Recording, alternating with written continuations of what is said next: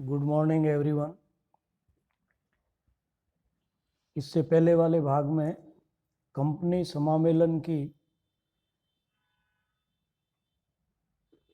कार्रवाई के जो दो चीज़ें थी, प्रारंभिक कार्रवाई और दूसरा रजिस्ट्रार को सुपुर्द किए जाने वाले प्रपत्र, इनके बारे में विस्तार से चर्चा की थी। आज अपन लेंगे रजिस्ट्रार द्वारा प्रपत्रों की जांच एवं पंजीयन। इसमें सबसे पहले जो रजिस्ट्रार द्वारा वैधानिक जो प्रलेख है उसकी जांच की जाती है कि इसमें जो पहले जो प्रलेख दिए गए हैं उसमें उचित स्टाम्प और फीस है कि नहीं है। उसके बाद रजिस्ट्रार के पास ये जाते हैं और रजिस्ट्रार द्वारा वैधानिक प्रलेखों की जांच के लिए कई तरह की कार्रवाई करता है। जैसे जो प्रलेख दिए गए हैं, फाइल करने का जो आवश्यक जो शुल्क है वो जमा किया है कि नहीं किया है, इसके बारे में वो चीज़ देखता है। उसके बाद समामेलन संबंधी कार्रवाई की जांच, इन्हें तत्पश्चात इन प्रलेखों की जांच करके इस बात का पता लगाता है कि कंपनी ने अधिनियम द्वारा निर्धारित समामेलन संबंधी सभी कार्रवाइयों की पूर्ति की है अथवा नहीं। यदि किसी प्रलेख की आवश्यकता महसूस होती है तो वो प्रवर्तकों से उसकी मांग कर सकता है। इस तरह से वो जो है पार्षद सीमा नियम और अंतर नियमों की जांच भी करता है। पार्षद सीमा नियम और अंतर नियम,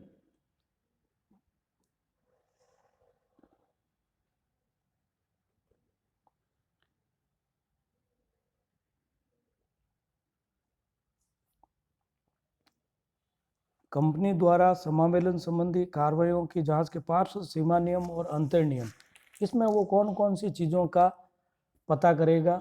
जैसे कंपनी का नाम आपत्तिजनक एवं किसी विद्यमान कंपनी के नाम से मिलता जुलता तो नहीं है। कंपनी के उद्देश्य अवैधानिक एवं लोक नीति के विरुद्ध तो नहीं है। पार्षद सीमा नियम एवं अंतर नियम कंपनी अधिनियम का विरोध तो नहीं कर रहे हैं। कंपनी के पार्षद सीमा नियम पर उचित संख्या, यानी सार्वजनिक कंपनी की दशा में 7, निजी कंपनी की दशा में 2 व्यक्तियों के हस्ताक्षर और एकल व्यक्ति कंपनी है तो 1। तो हस्ताक्षरकर्ता स्वतंत्र व्यक्ति होने चाहिए एवं इनमें से प्रत्येक को कम से कम 1 अंश लेना जरूरी होता है। पार्षद सीमा नियम एवं अंतर नियम के हस्ताक्षर साक्षी द्वारा प्रमाणित है कि नहीं है। यदि प्रमाणित है तो यह भी देख लेना चाहिए कि प्रमाणित करने वाला पक्षकार कंपनी से संबंधित तो नहीं है। निर्धारित न्यूनतम प्रदत्त पूंजी के अभिदान की व्यवस्था हुई है अथवा नहीं हुई है। इसके बाद रजिस्ट्रार देखता है कि त्रुटियां अथवा अनियमितता की दशाओं में प्रलेखों को लौटाना, त्रुटि की दशा में जो है वो वापस लौटा सकता है। वापस लौटाना यानी यदि रजिस्ट्रार को फाइल किए गए जो प्रपत्र है उसमें त्रुटियां या अनियमितताएं देखने को मिलती है तो उसे उन सब प्रपत्रों को आवश्यक सुधार करने के लिए कहा जा सकता है। तो इस तरीके से वह वापस जो है सुधार के लिए उनको भेज देता है।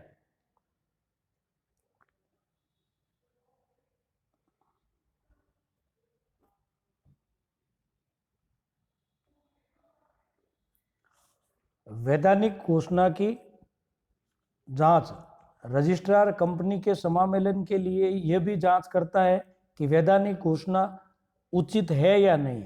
वह ऐसी घोषणा अधिकृत व्यक्तियों द्वारा की गई है या नहीं है। कंपनी रजिस्ट्रार को केवल यही देखने का अधिकार है कि कंपनी के समामेलन से संबंधित सभी वैधानिक कार्यवाहियों का पालन कर लिया है या नहीं।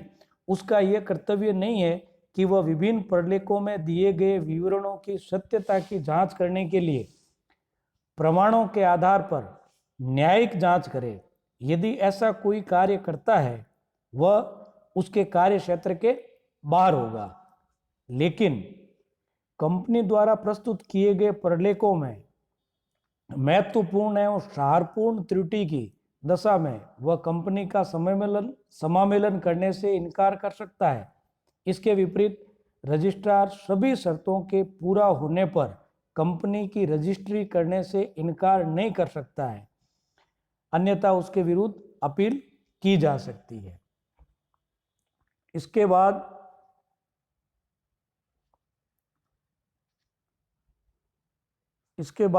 कंपनी प्रपत्रों की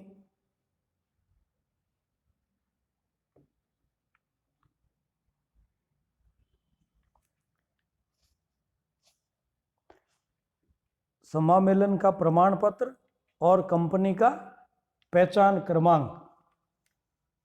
तो ये जब सब प्रपत्रों की जांच कर ली जाती है तो समामेलन के प्रमाण पत्र का निर्गमन किया जाता है।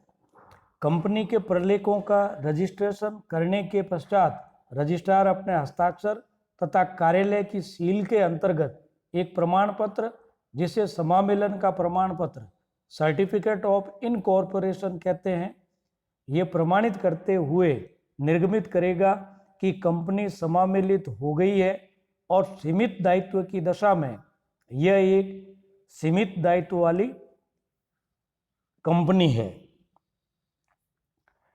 समामेलन प्रमाण पत्र पर क्रमांक संख्या, कंपनी का नाम, यदि कंपनी सीमित दायित्व वाली है तो यह लिखा रहता है कि यह एक सीमित दायित्व वाली कंपनी है। इस प्रमाण पत्र पर दी हुई तिथि ही कंपनी के समामेलन की तिथि मानी जाती है, चाहे कंपनी को इस प्रकार के प्रमाण पत्र की सुपुर्दगी बाद में कभी भी हुई हो। इनके अतिरिक्त रजिस्ट्रार के कार्यालय की सील एवं रजिस्ट्रार की सील के साथ हस्ताक्षर आदि का भी उल्लेख होता है। समामेलन की तिथि से पूरे दिन से ही कंपनी का अस्तित्व माना जाता है, चाहे कितने ही बजे समामेलन का प्रमाण पत्र निर्गमित किया गया हो। समामेलन का प्रमाण पत्र जारी करने के बाद उसी तारीख से रजिस्ट्रार कंपनी को निगम पहचान संख्या जारी करेगा, यानी CIN जो है वो उसके नंबर जारी करेगा। उदाहरण के लिए यदि कंपनी के समामेलन के प्रमाण पत्र का निर्गमन शाम को 4 बजे किया गया हो तो भी उस दिन प्रातः काल से ही उस कंपनी को समामेलित माना जाएगा। नीचे इसका जो है प्रपत्र दिया गया है, प्रारूप दिया गया है, जिसमें ये दिया गया, ऊपर क्रमांक आ जाएंगे और नीचे दिया है मैं ये प्रमाणित करता हूँ कि उस कंपनी का नाम आ जाएगा, कंपनी कौन सी है, प्राइवेट लिमिटेड है कि एकल कंपनी है, उसकी कैटेगरी आ जाएगी, और कंपनी अधिनियम 2013 के अंतर्गत आज के दिन समामेलित हुई है और यह एक सीमित या असीमित दायित्व वाली कंपनी है, उसमें स्थान आ जाएगा। और कंपनी हस्ताक्षर से जो रजिस्ट्रार है वो अपने हस्ताक्षर करेगा और दिनांक लिखेगा और वर्ष लिखेगा और जारी करेगा, और नीचे कंपनी रजिस्ट्रार के हस्ताक्षर और कंपनी रजिस्ट्रार की जो है मोहर लग जाएगी। तो इस तरीके से समामेलन का प्रमाण पत्र जारी किया जाता है।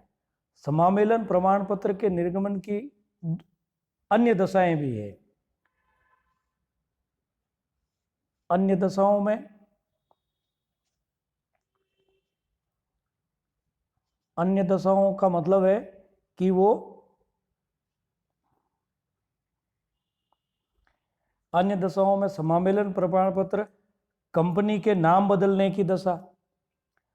जब कंपनी अपने नाम में परिवर्तन करती है तो रजिस्ट्रार अपने रजिस्टर में पुराने नाम के स्थान पर नया नाम लिख देता है और आवश्यक सुधार करने के पश्चात एक नया समामेलन प्रमाण पत्र निर्गमित कर देता है। ऐसे प्रमाण पत्र के निर्गमन के बाद ही नाम परिवर्तन की कार्रवाई पूरी और प्रभावपूर्ण होती है।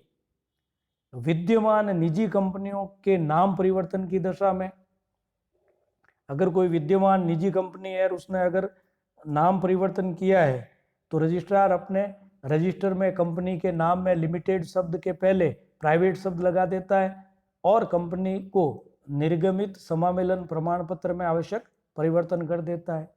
विद्यमान कंपनियों के रजिस्ट्रेशन की दशा में, यदि एक विद्यमान कंपनी रजिस्ट्रेशन से संबंधित इस अधिनियम की व्यवस्थाओं का पालन करती है और देय आवश्यक शुल्क का भी भुगतान करती है तो रजिस्ट्रार अपने हस्ताक्षर करके एक प्रमाण पत्र देता है कि कंपनी का समामेलन इस अधिनियम के अंतर्गत हो गया है।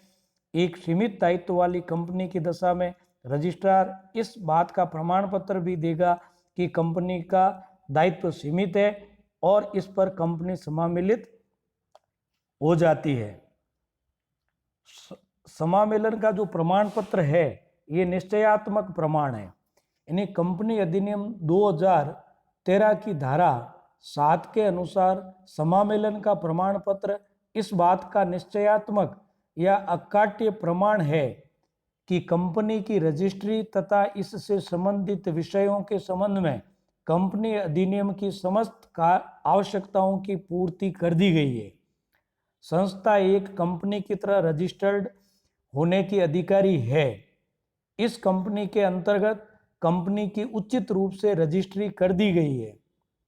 इस प्रकार कहा जा सकता है कि समामेलन का प्रमाण पत्र कंपनी के जन्म का प्रमाण पत्र है। तो इस तरीके से कंपनी का जो समामेलन है वो किया जाता है और उसका प्रमाण पत्र जारी किया जाता है। धन्यवाद।